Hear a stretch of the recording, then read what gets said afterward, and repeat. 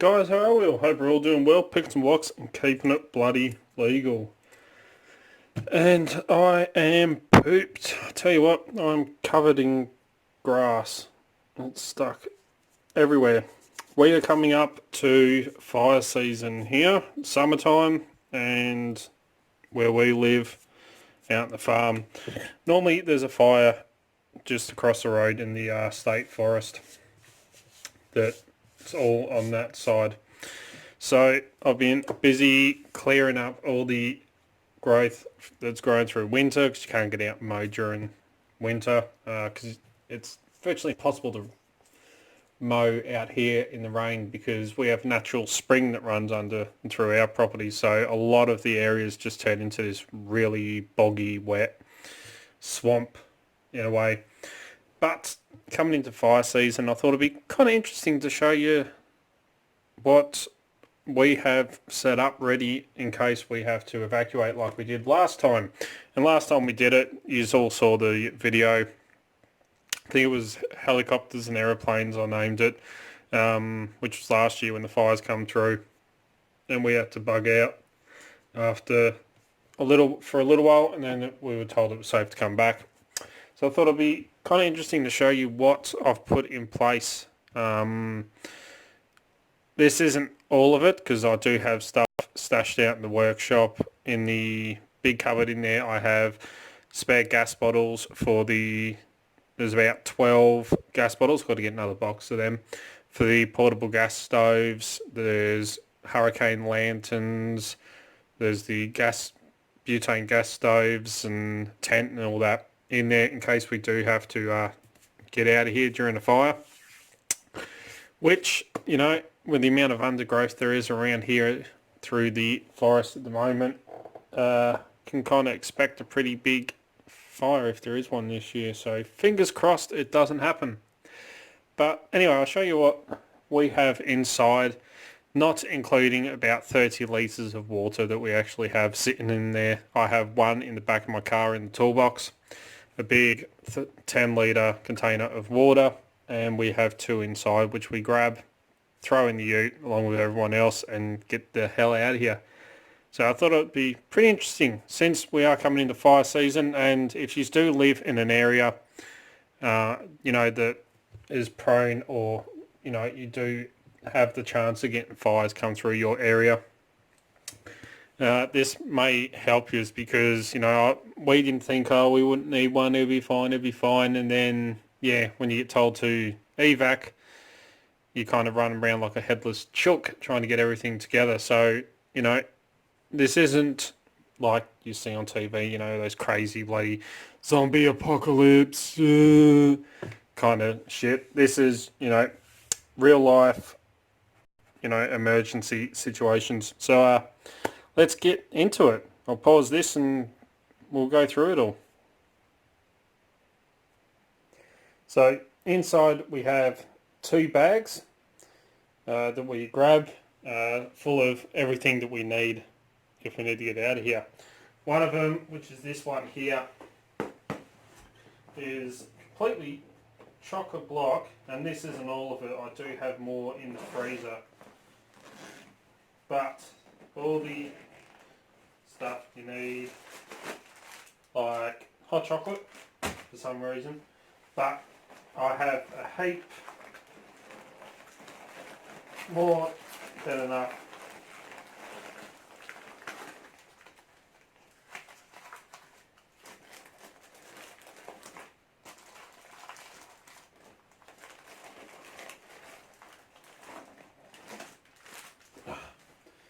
of MREs, but these aren't your crappy MREs you buy. This is actually all homemade. Joys of having a dehydrator and growing your own veggies. I grow a lot, and I'll probably show you the veggie garden. I might put a photo of it up here. But dehydrator, I dehydrate everything, and being a chef, you can come up with some pretty interesting things. So I've got enough food in here if we do have to leave. Potato and bacon soup. Look at that. All pre-done. this stuff you just have to add hot water to. What's that? Spiced vegetable couscous. So everything you need in there. I have more couscous ones, which is a Mexican one, in the freezer because it's got dehydrated, cooked, smoked chicken breast in it. So just to make it last longer, they're all sitting in the freezer. So all we do is grab them out, throw them in the esky, and off we go. But this one's just full of food, drinks, all that stuff. We've got coffee, because who doesn't need coffee when you leave?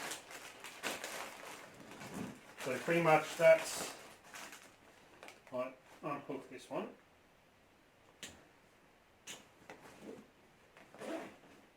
But if you look up what the CFA, which is the Country Fire Authority here in Victoria, recommends, and even Bunnings Warehouse recommends having a bug out bag of food and water and stuff like that. So you can see I have a lot stashed in here that will last a long, long time. Also to keep the wife happy, chocolate. But literally this bag is full of food. So I've portioned up 3 meals a day for 6 people. Only because a mate of mine normally comes out here during summer, and if he's staying and we have to go, well, always handy to have an extra one. But coming up to fire season, I'm going through these all again and stocking them all up, replacing some stuff and getting through it. But that is the food bag. I don't think there's anything else in here. No, because I couldn't fit anything else in without food. So that's the food one. This one is everything else, and I hope I'm still in frame. I can't see. Maybe if I bring the tripod down a bit, make it a bit easier. Whoa.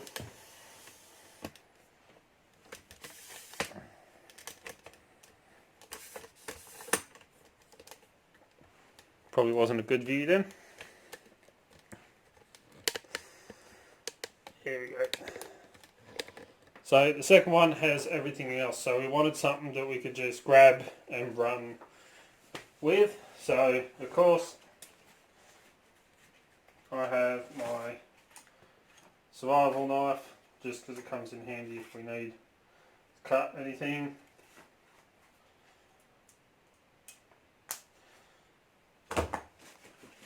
Little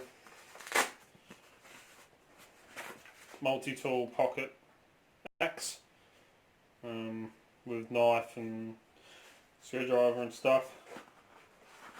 Pretty cheap, so I've got that one. I actually have 2. My wife has one in her car. I have a multi-tool with a hammer and all that in line, being out on the farm. That's in there. The other side, of course, if we have to bug out in the dark, got baton torch, so strobe,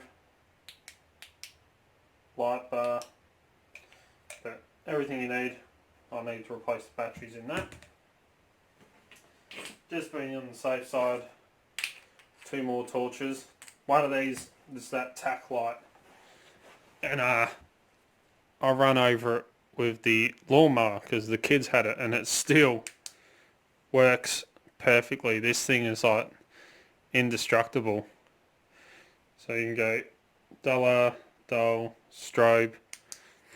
These things are cool, and it also telezoom lens on it, zoom in and out. But indestructible. I mean, yeah, ran over it with the lawnmower. So that covers that part. The top.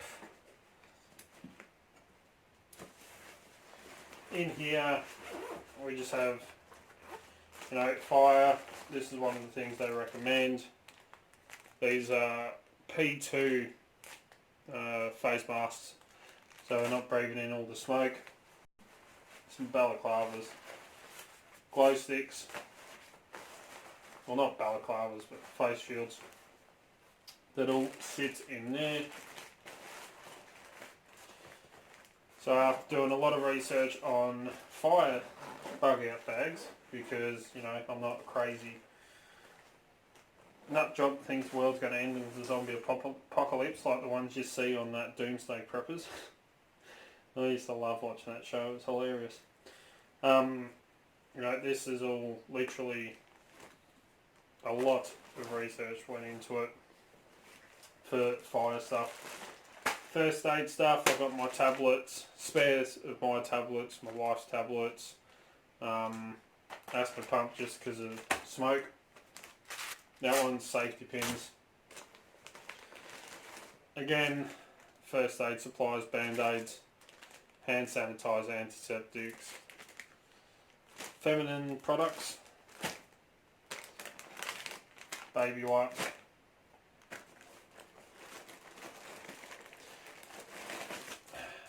a world band, 12 band world radio, battery powered, to listen, because here the CFA put all the stuff across the news, so you know. That's actually charcoal briquettes for our portable barbecue that we have. Spoons and wet wipes. Plenty of batteries for torches and everything else.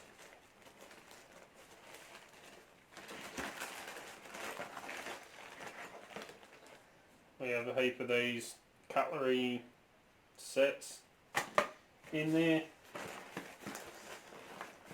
Because of the portable barbecue and that, we can take, got firelighters and matches and everything else. Even if it's total 5 day, wouldn't use it, but you know, more of them. This all sits in here. Can't remember why I put those in there. Air horns, no idea. So, heaps of those cutlery sets, spare bags.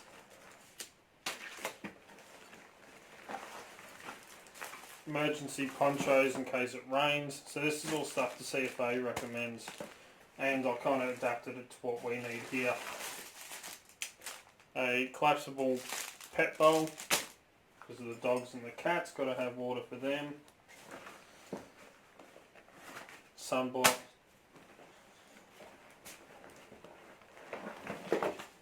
Thermal blankets. That one's got glue, threads and needles and stuff like that. A collapsible cook set. So this all folds down. Picked this up for $30 at Aldi. So it goes with our little portable stove, lids, teapot, couple of saucepans,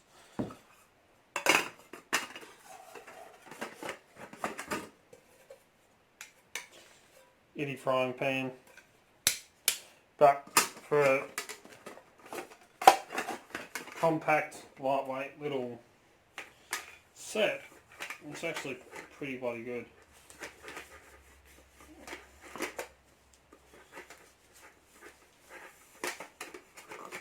I'll just folds up.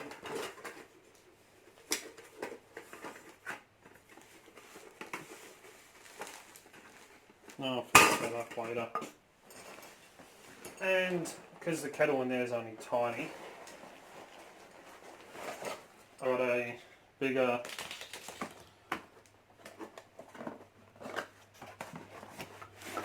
collapsible kettle as well, so we can heat up all the hot water. It's like $10 at Kmart.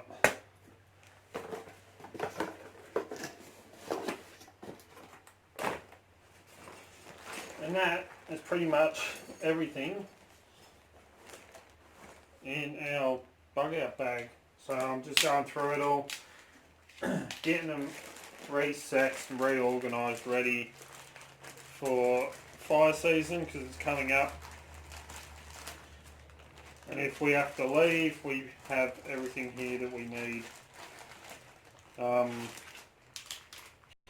ready to go, plus everything else that we have in place, either in the vehicles or in the workshop. As I said, this is all just for fire season. That is it. Everything gets put into them bags in there. But just for fire season, you know, it is quite a lot to go through, but rather be safe than sorry. So let's head back up to the bench. So as you can see, I've got quite a lot there, and I am getting it ready. But as I said, that's not all of it. That's just the 2 bags. I have beef jerky that I've made. Joys of having a dehydrator. I make really well known with family and friends super red hot spicy kangaroo jerky and stuff like that. So I've got a heap of beef jerky in all, because I own a cryovac machine. So I vacuum pack all that. I dehydrate it all, marinate it all, dehydrate it all, then vacuum up, pack it, and it all sits in the freezer. So it'll last a long time. But, you know, this is just what we have in place along with other stuff ready for fire season. During winter, we kind of forget about it, but, you know, when it comes time for summer and the fires, especially the bushfires we get here in Australia, are quite bad, like the ones up in New South Wales. You know, we decided to put a special plan, or have a backup plan, because, you know, you never want to stay until the last minute. If you're told to leave, leave. Don't try and fight the fires, especially the ones around here. You're best off just to hit the road. The other thing, along with the saying about 30 litres of water, also got another one here. It's a collapsible water container, 10 litre capacity. That's for the dogs and cats' water. So I can fill that up. It's collapsible, throw it in the ute, and off we go. But that's the other thing I've got to put in the bag. So there you go. That's pretty much, you know, what we have in place. If you do live in areas where there are bushfires, you know, please do the safe thing. If there is a fire and you're told to leave, leave immediately. Don't try and stick around. You know, have things in place like us. Just before fire season, we go through and clean up all the dead growth and all the long grass and everything that collects during winter. You know, keep everything, try and get everything nice and clean, ready for summer season, so that if the fire does break out, it's not going to be as bad coming towards you. But, you know, this isn't what every kit should have. This is just what I've put into it. Trying to cover all bases or basics that we would need if we had to get out. But I thought it'd be kind of interesting to show you. And in the comment section down below, do you have disaster bags for your area? You know, if you live in a cyclone area that's praying for them, or, you know, flooding or anything like that, do you have anything in place just in case it does happen? I promise you, I am not crazy. My mum had me tested. You know, it's just safety. When you got kids, and as I said last year when the fires come through, yeah, I videoed, you know, all the helicopters and everything going around, but when we were told that we had to get out of here, it was kind of makes you shit a brick a little bit. But, you know, that's why we are now prepared for it. If we have to go, we've got everything, all our important paperwork and everything that we need is all there. And yes, for those of you wondering, the portable lock picking station also comes with me. That goes in the back. You know, got to have something to do while I'm sitting there bored and shitless. But, you know, praying, fingers crossed and praying that the bloody house doesn't burn down. But there you go. I'm going to wrap this one up. But yeah, in the comment section below, let us know what you have in place for, you know, things that happen quite often in your area. And yeah, as always follow the codes, keep Locksport legal, don't go doing anything stupid. Please don't forget, down the bottom here is that subscribe button. Right next to it is that bell icon, which I believe is over this side. And the way YouTube runs it, you've got to hit both of them to make sure you are subscribed. That way you can stay up to date. As soon as I upload a video, you'll be one of the first notes. I try to upload 2, 3 to 4 videos per week, depending on work and everything else that I've got going on. Don't forget to come and join us on Discord, Extreme League of Pickers. The link's in the description, so click on that description and come and join us. Don't forget, you'll also find Dark Arts Lockpicking on Instagram, Facebook and Twitter, where I'll put up posts of photos, what's going on in the background, all the fun stuff that happens around here pretty much. If you're looking for great equipment at very competitive prices, please check out locksmithtoolbox.com. They're an awesome Australian company, and as you know, that's where I get most of my lockpicking equipment from. If you want to get in contact with me, contact me through any of the social medias, Discord, or send us an email, darkartslockpicking@gmail.com, and I'll get back to you. If you like what you see, please give a thumbs up. Really do appreciate it. Stay safe. All those in fire areas this summer in Australia here, they're kind of expecting it to be quite bad with the amount of undergrowth that we've had, and thanks to a unnameable political party that bans clearing out all the undergrowth and backburning and all that, kind of made everything worse. So yeah, I'm going to go have a shower, for those of you that want to think about that. After clean up all the orchard and fertilising all the fruit trees, bloody heaps of them here, apple, nectarine, pears, 2 types, and all the work in the veggie garden. I am filthy, dirty, and need a shower. So till next time, cheers guys, and see you Wednesday.